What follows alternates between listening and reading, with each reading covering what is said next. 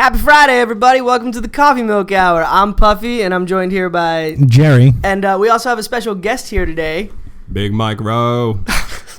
Mike. Jerry's brother, Mike, will be joining us on the show. We are also in front of a temporary live studio audience, which is something that's new. Long story short, we're not traveling, and we have an audience. All right, look, here's the truth. We fucked up the studio that we usually record in, so we're in a temporary space, but we couldn't get it to ourselves, so there may be background laughter. That's a thing that could happen. But welcome to the show. It's the Friday Freestyle. We're here to talk about things and stuff, starting with sad news, I guess. Someone died.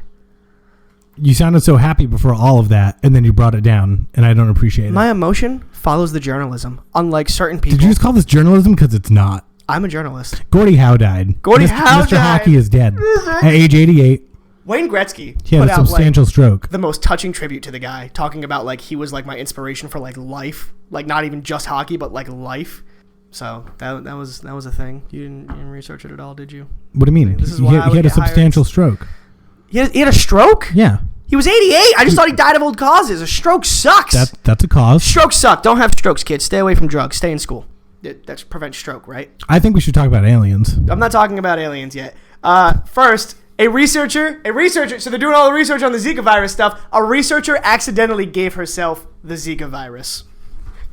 I just thought that was too funny not to share. Like, I don't mean it like funny, like, haha, you have Zika, but like, your whole job is to research it and now you have it, and it's just kind of ironic. She just wanted it. Just what? Why the fuck would you want Zika? She just thought, I need to experience this. I need to have this inside me. I need it to develop in me, and I just need to know what it feels like in my body. Like a baby?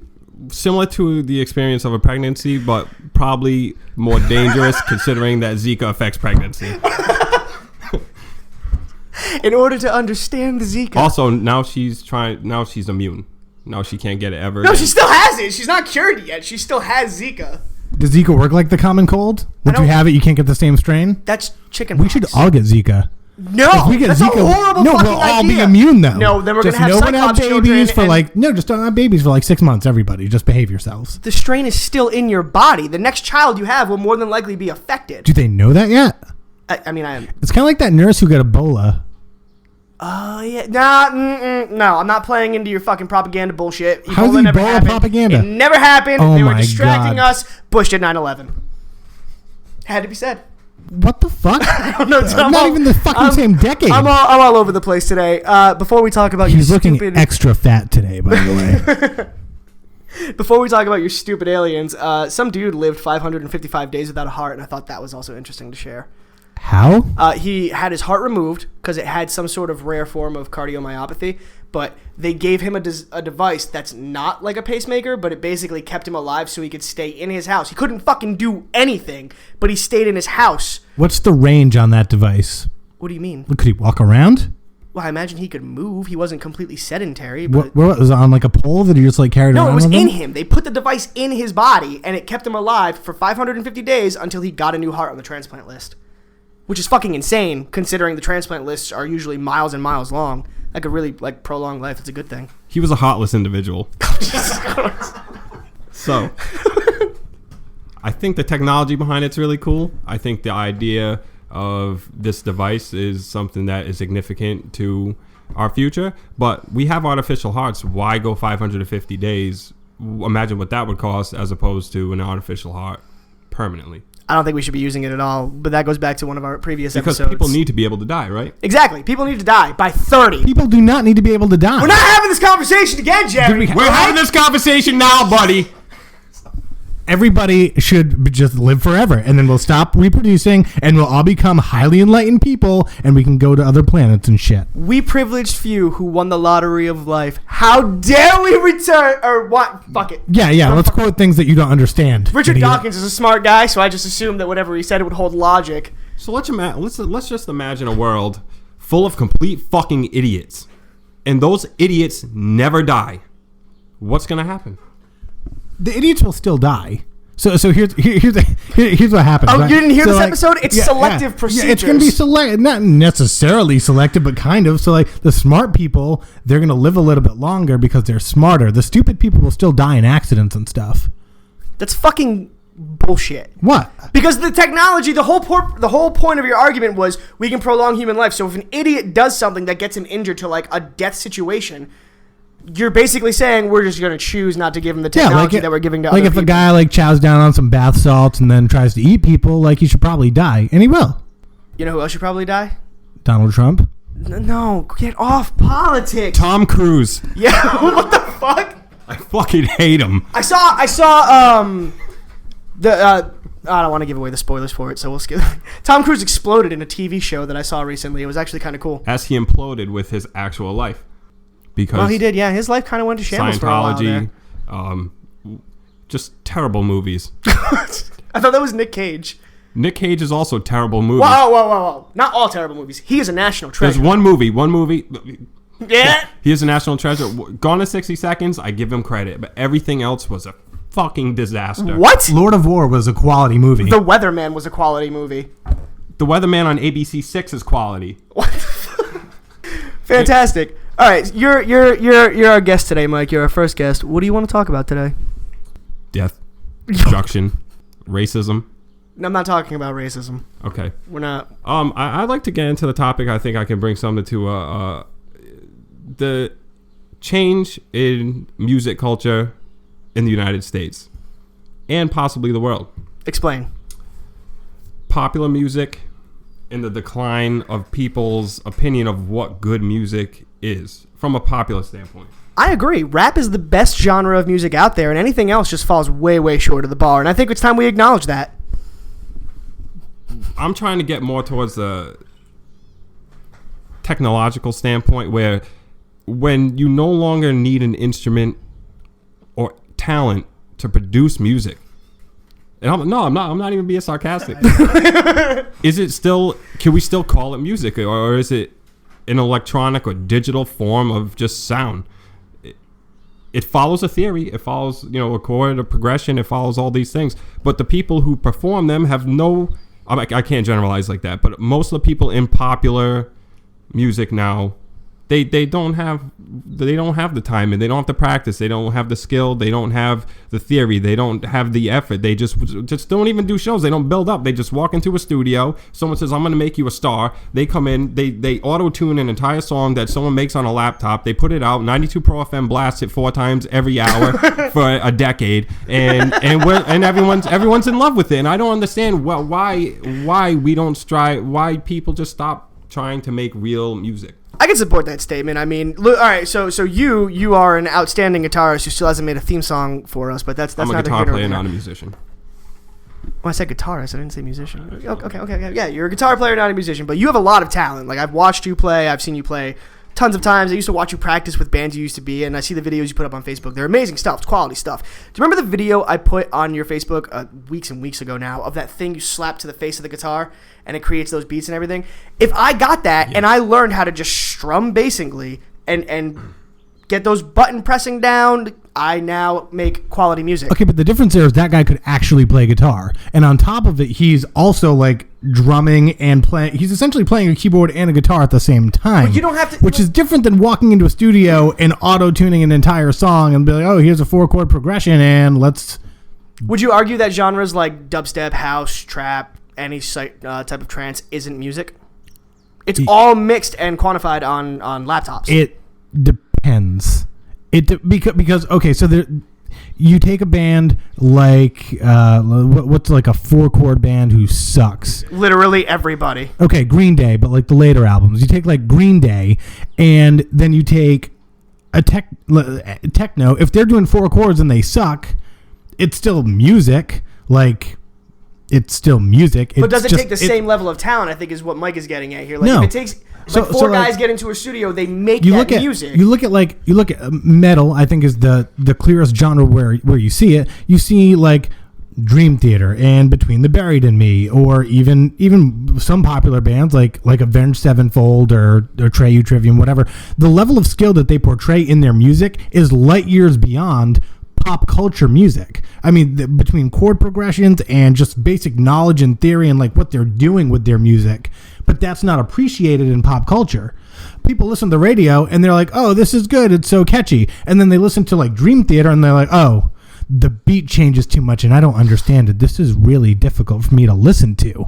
I don't get it. It's bad. Is that seriously what people say? But that's the mindset, right? It's like, oh, I don't understand this music, or it doesn't sound good to me. It's not quite catchy. I don't want to invest the time to listen, so it's bad. It's not music. But so many people, like, I'll play music and like there's a scream singer, like the music is all, but they don't like screamo. They're like, that's not music. And it's like, why? Because you love Jesus? Like, I don't fucking understand where your fucking opinion comes from. If you're a fan of Jesus, you can't listen to screamo. You're an idiot. Debate? No.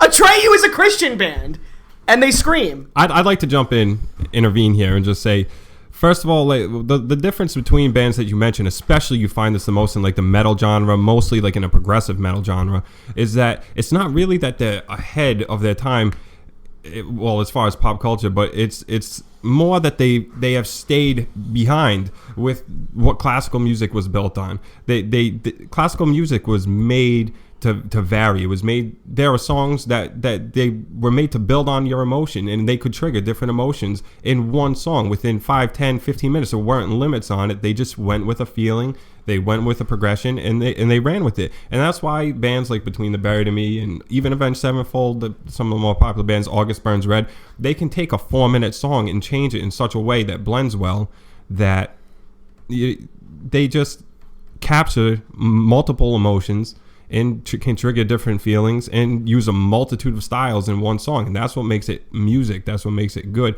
The fact that these other people come out, and I'm not saying there's a talent to what popular music does with technology. Sure. I can't just grab a laptop and make a song, but it's drawing the line between, when do we call this something else? When do we say that this is no longer what it was and it's changed now? I agree with that. Dream Theater has a song, Octavarium. It's 24 minutes. It's 5 different stories with 5 different themes to them musically, and it's amazing. But like, you can take a metal song from a good metal band or where there's theory, and you can listen to the song minus the lyrics, and essentially that music will still tell the story. There's a narrative to it. You can take the emotion from just the music there, because the music is so complex that it taps into something within us. Not just metal. I mean, it happens across all genres, but that's what good music is. Do we value lyrics too much as a culture? Is it like, oh man, I want a song that's kind of funny, or I want a song that's like I can kind of relate to, and so put good lyrics over any 4 chords and suddenly like that's good music? Or is that poetry over crap music? Tripod. Or is it crap over crap? Tripod and The Axis of Awesome both proved that, and they both have 4-chord songs. Tripod's focus is mostly on just like Oasis, and all of their songs are all the same chord progression. But Axis of Awesome has a song called the 4-chord song, and it's like 95 different songs spanning 95 different artists that have the exact same chord progression. And those songs are the super, super popular ones that have like this is super relatable, or like they're telling a story that's like about my life. But by that same token, I would actually disagree. Lyricism is huge for me. I have 3 components to what makes music good to me. How does it sound? What's the story they're telling it? And in what way are they telling that story, both musically and lyrically? If your lyrics are shit, I'm not going to enjoy your song. Cannibal Corpse arguably has some pretty decent songs musically, but like, I can't understand a damn word he's saying. Jim Carrey, it's his favorite band is Cannibal Corpse, and he even like jokes about how like you can't understand a single word, so I can't enjoy them as much because I don't know what the fuck you're talking about. But aren't we dumbing down music culture by accepting decent lyrics over the same 4 chords every single time? No, I think we're dumbing down music culture by accepting crap lyrics over better music. Look at all of the pop culture like songs that are on the radio all the time. They're all the same fucking beat with garbage lyrics. Pitbull is one of the biggest names in the industry right now, and all he does is talk about like Mr. Worldwide and the places he's been. I don't know what he does. It's not in English. That's why people really take to it, because it's different, even though we're saying the same thing. And that's the problem with pop culture, music in particular, is that Every song is in the same. It's the same. I mean, all these guys come out. They make one song about not to sound like the cliche, but we went to the club. There was booty everywhere. I tapped that ass, and everyone eats it up. And they wonder like imagine our generation going back to when we were say 10 and 11 years old, and we were listening to those songs, that type of stuff. I mean, my dad, our parents would beat our ass. Like, we listened to stuff that maybe wasn't appropriate, like Eminem. I listened to heavily, true. And my mom guiltily liked it, so she wasn't too bad about it. But there comes a time where is that also directly related to the decline in social etiquette with younger generations now. Is it so simple that is so heavily influenced by media and by the music that is the most popular and open to the public over the radio? And is that also a decline in our social ethics and our behavior? I think it's far more likely that you will find if a band has good lyrics, I think it's more likely that they'll have good music behind it. I think it's more a rare situation where you have excellent music, like really excellent thought out music with time changing and chord changing and crap lyrics on top of that. I'm not saying it doesn't exist, but I feel like there's a higher chance you're going to get bad music and bad lyrics. I think if someone is poetic enough and thoughtful enough to write really great lyrics, I don't think they're going to sell themselves short with shit music underneath it.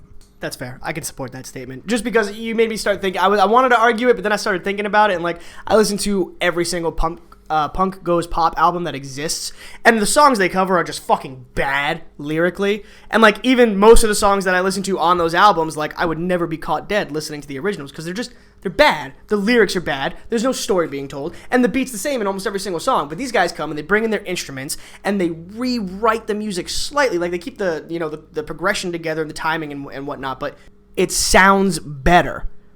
So it's more enjoyable to listen to. Fuck, that stupid fucking Justin Bieber song, Boyfriend, is covered by a band called Issues, and it's so good. Oh. It's so good. The song is still bad. Like, even while you're listening to it, you're like, how do these lyrics ever make it past, like, a production manager? But the music makes it tolerable, as opposed to, I'm just going to kill myself after the song is over.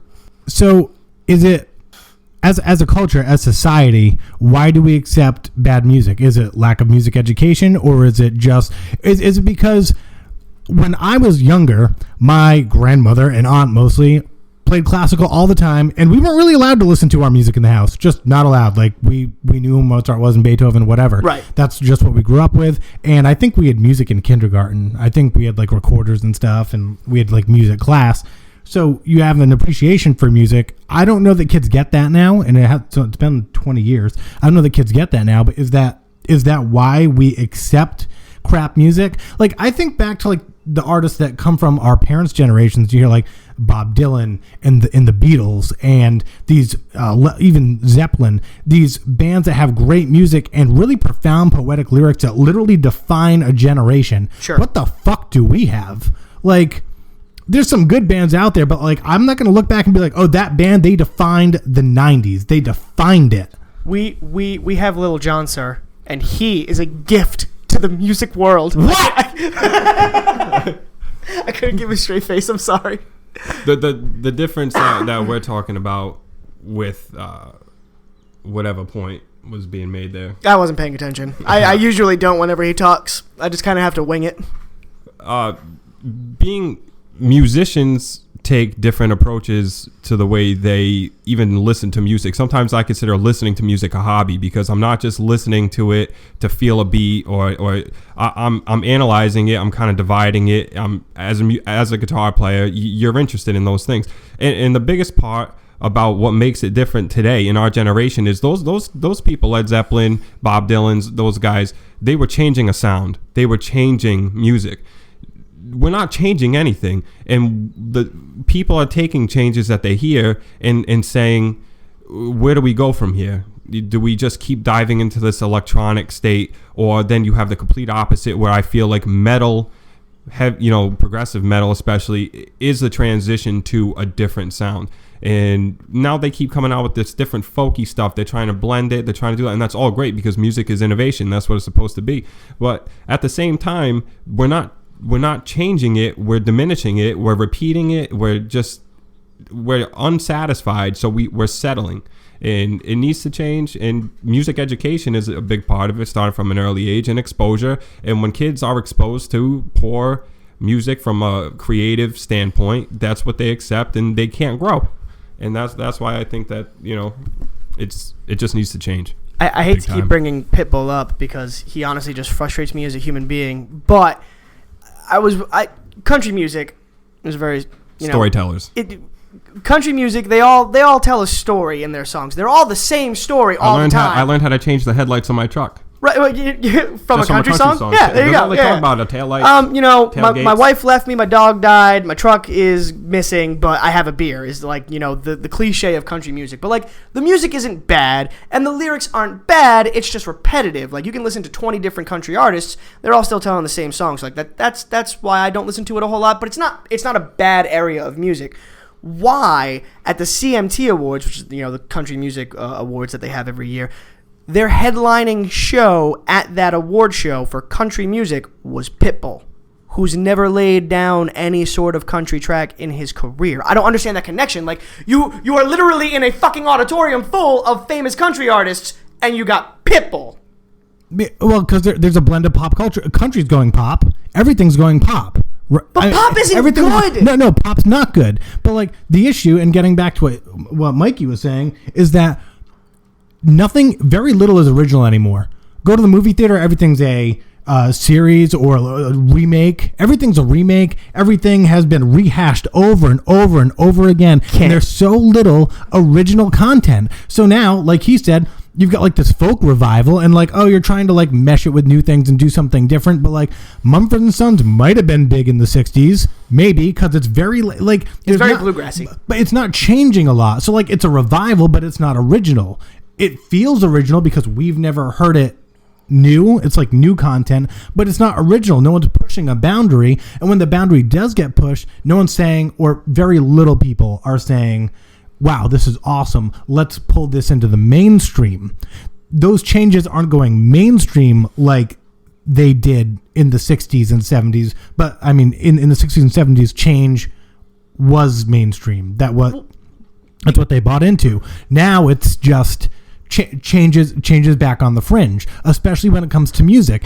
And what bothers me is when people are like, oh man, have you heard that new Taylor Swift song? It's great. The word great is used way too fucking much. And here comes the fucking rant. Great means that it's like, great means it's at the top. It is the top. It is elite. It's the best it can be. It's masterful. No one doing any pop anything is masterful, period. I don't care. If you're writing a four chord song with lyrics that like aren't at the top of poetry, like the top level of poetry, it's not masterful and it's not great music. You can say it's entertaining, you can say it's catchy, you can say it's good. Good is a good word to describe crap music. If like, I'll accept it. I understand what you mean, but stop saying it's great music, because it's not. It's fun to listen to. We need to delineate. And going farther into the crap music situation here. Now, just to be in particular here, bands used to write songs. They used to sit together. They used to feel each other out. Say not sexually. They just used, they just used to say, I got this progression going. I'm really feeling it. Let's build on it. Let's go. And I've done this personally, and it's a fantastic experience to go through. But now it's just you just walk in. Someone says, I wrote this part. Someone wrote this part for you. Put it together. You hear the words you're gonna sing. Come in here. You actually suck at singing. We're gonna make sure that you sound okay, and we're just gonna humiliate you when you do it live, Taylor Swift. Because I've heard it live. I heard acoustic sets. She's terrible. The only good one is Lady Gaga. She's actually phenomenal. She is a wonderful singer. She's brilliant. Mm-hmm. She's the only one, and she's a monster. She's amazing. It just boggles my mind too that the people who think these songs are great, that they don't understand what it takes to make music, and that just goes into what we said previously. And furthermore, it just really pisses me off as a musician that when you see people with actual talent just going off and doing something really good and creative that takes years and years of talent, and they do it, and someone just looks at them and says, well, I don't like the way it sounds. It's just, go fuck yourself, asshole. All right. Boy. In culture, right? I'm gonna take a nap. In our present culture, intelligence is diminished. It's looked down upon. Masterful music is looked down upon. So many times I'm listening to music, especially in my office people, and they're like, "Oh, that music is shit." And it's like, it's not shit. You just don't get it. Like, you don't have the ear or the experience with music to understand what they're doing musically. Everyone's like, I love music. I don't think most people love music. I don't. I feel like most people like being entertained, and sometimes they're entertained by music. But I don't think they love music. That's fair. There is one exception to what you were... Is it fair? Is it? Why are you so Why is it fair? What did I... What's fair about it? All I'm suggesting is that Lil Bow Wow is a better lyricist than Freddie Mercury. I don't see why that's such an issue. Oh, my God. Wait, no. There is one exception. He's Bow Wow now. He's not Lil anymore. My bad. He's also broke, isn't he? Broke as fuck. Yeah, he Instagrammed a picture of stacks of money, and the guy who actually owned that picture was like, "This is mine. What are you doing?" But that's besides the point. You were talking about how bands get together and they used to feel each other out. Not sexually. And they would make the music and they would write it together, and that would form the song. There is one band out there right now that doesn't do that, and that's Nightwish. Phenomenal band. I don't know his name. You might know his name. Thomas something. He writes every piece of music that goes into every song, and it's masterful music. So, I mean, there are exceptions that prove the rule. There was another point, but then you went on your little rant. But going to that, when you write songs, I've written entire songs and shown them to people, and we develop it from there. It doesn't mean what he hands them is a finished product. It's a guideline, it's a base, it's a foundation for what it could be. And I'm sure they all work together. I'm sure that song is probably 50% different from that original piece of paper that was handed to them. Yeah, and the problem is, I think, there's this big hype about. Let me rephrase that. One of the things that pisses me off is that picture that I'm sure you guys have seen on the internet with the side-by-side of Beyonce and Freddie Mercury, where he's talking about, like, one of his Queen songs that, like, he wrote. It was, like, writers, Freddie Mercury, producers, Freddie Mercury, and, like, one other guy. And you read the lyrics. It's Bohemian Rhapsody now that I'm thinking about it. And you're like, wow, this is a beautiful story being told. And then you hear the song and you're like, wow. And then she's got that stupid fucking song, Girls, I think it's called. And there's, like, 8 writers, 14 producers, 17 mixers, all specifically for the lyrics of that song, and it's like a total of 8 different words through the entire song. But the issue is, when I think about Queen, Freddie Mercury is one of the best singers of all time, but Brian May is one of top 100 guitarists of all time as far as like what he brought to the table. And then Roger Deakins a great drummer, and I can't name the bassist, so he's probably not in the top 100. But like, you got 3 guys in the band. You got 3 guys in the band who are masterful musicians. Sure, they're incredible musicians. Like, I can't name the guitarist for Seether. Oh God, no! I can't. Nickelback. But don't mention them. How dare you bring them? I thought he was the singer. I don't even know. He is the singer. He plays like rhythm guitar or something. He's a terrible human being. I think is the point we need to focus on. I remember when I was like 6 years old, my older brother JR sat me down in his room. He had a Metallica poster on the back of his door, and he made me memorize all of their names. Do you want to know why? Because they're phenomenal musicians. Wait, is that Cliff Burton poster that he had, or was it pre or post Cliff Burton? Pre, because he's old as fuck. He's dead. No, JR is. Oh, right, gotcha. Okay. Yeah. I thought we were talking about Cliff Burton still, and I was about to be really mad at you. But they're masterful musicians, and when masterful musicians do we really need to include Lars Ulrich in that statement? It doesn't. Okay, thank you. Mikey says no. Mikey says no. But the fact of the matter is that these great minds get together and they create great music, and now we accept. It's the internet. The internet fucked everything up. The internet removed the filter. And it was like, hey, now all music can be good because we live in PC America, and all music. Oh, people need to have fans because they're trying, right? Fuck that. If you can't make the radio, you don't deserve it. Not the current radio, like old radio. Do you think that? So there are a lot of bands out there that are masterful bands. Metallica's still going strong. Do you think that not really strong? Well, not really strong. Okay, but like, and that's the point I'm getting to is that, do you think that these guys who used to stand the test of time, as we say, are influenced, or at least somehow their decline most recently is correlated with the pop culture scene and how bad that music is coming out. Because Metallica was going strong and strong and strong for years, and then right around the burst of like the pop scene, Saint Anger came out. Yes. And it was a garbage album. It was a terrible, awful, horrible album. It wasn't good. There was nothing good about that album. The lyrics weren't good. The music wasn't good. And from a band like Metallica, I think it really caught everybody off guard. Is it them, or is it the influences around them? Because I feel like that plays a part. You think about guys like Zeppelin, Three Dog Night, Santana, guys who went for years and years and years, no matter what other music was coming out, they stayed true. AC/DC's still playing, and they're still sounding pretty good, right before Axl Rose joined. God, I fucking hate him. But, now how are they going to sound in another 2-3 years as they continue to go? I don't know if they're still making music or just playing live, but you know what I'm saying? Like, I feel like the pop scene is diminishing these titans of music who are still going. Let me give you just an example, and I'm going to use coffee in this analogy. I used to drink coffee, right? Cream, sugar, okay? A couple sugars, you know what I mean? Okay. So like one day, I just said, I don't want sugar in my coffee anymore, and I stopped getting it. Now, I really enjoy it. If I have a coffee with sugar in it, I can't drink it. It tastes terrible. I think that's the same effect with the music that's going on, is that people had it, they loved it, they adapted, they were shown new things, and now it's hard to go back. So my question is, when Saint Anger came out, had Metallica really changed, or was our perception of them changed? No, they would absolutely change, because, and to follow up with that, after the Saint Anger debacle, a few years later, they came back with Death Magnetic, which, while not one of their top 6 albums, I would say, it's definitely not even in the range of the top 5 by a long shot, it was significantly better than Saint Anger. So I feel like their music, if you go back and you listen to it, you can say, okay, yeah, there's some influences here from the modern era that don't belong. If you're good at something, if it ain't broke, don't fix it. When Mikey and I were younger and living under the same roof, I hated all metal because he would blast Waking the Fallen from Avenged Sevenfold in his room every single day after school. Every single day. And I hated it. I couldn't nap. I couldn't do anything.